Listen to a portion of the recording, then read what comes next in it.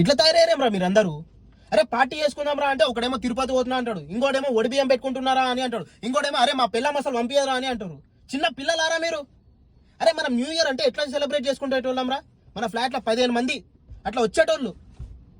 అరే పాషాబాయితో పిలిచిపోయి ఒక 5 కిలోల మటన్ చికెన్ కిటికీలు తెల్లారే వరకు తాగేటోళ్ళం మనం. అరే 365 రోజులు ఇంట్లోనే కదా ఉంటారు. ఒక పూట బయటకు వస్తే ఏమవుతారా? మాతో పార్టీ చేసుకుంటే చచ్చిపోతారా? అరే నీకేం తెలుసు, అసలు నీకేం తెలుసురా పెళ్ళైనోడి కష్టాలు. ముడ్డి కింద 30 వచ్చినాయి, నువ్వు పెళ్లి చేసుకోవాలి, లౌడ చేసుకోవాలి, నువ్వు మాకు చెప్తున్నావు పార్టీ ఏం చేసుకోవాలి, ఎట్లా చేసుకోవాలి. మర్చిపోయిన వారా మనం ఎట్లా పార్టీ చేసుకుంటుంటేమో. అరే రావట్లేదు, గ్రూప్ లెఫ్ట్ అయినా అది అంటే ఎవరి కష్టాలు అనుకుంటాయి పెళ్ళైనాక. అంత ఈజీ కాదురా. అరే ఎప్పుడు స్ట్రెస్ కాలేరా న్యూ ఇయర్ కి. నేను ఈరోజు మా పొద్దున మా అత్త మామ వస్తున్నారు, మా సడ్డకులు మా ఇంటికి వస్తున్నారు అంటే ఏం ఉండాలి, వాళ్ళు హ్యాపీ ఫీల్ అవుతారా లేదా, ఈ స్ట్రెస్ తట్టుకోలేక అద్దాల స్ట్రెస్ కనబడుతుందని అద్దాలు పెట్టుకొని తిరుగుతున్నా.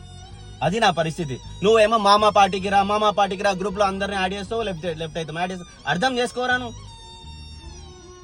పెళ్ళి అయితే తెలుస్తుందిరా. అట్లీస్ట్ 2025 నీకు పెళ్ళి అయితే అప్పుడు నీకు అర్థమవుతుంది. 26 లో మాట్లాడుకుందాం మనం న్యూ ఇయర్ పార్టీ అంటే ఎట్లా ఉంటుందో, అప్పుడు నీకు అర్థమవుతుంది. ఇంట్లో కూర్చొని పప్పన్నం తినాల. నవ్వుకోండి, బాగా నవ్వుకోండి.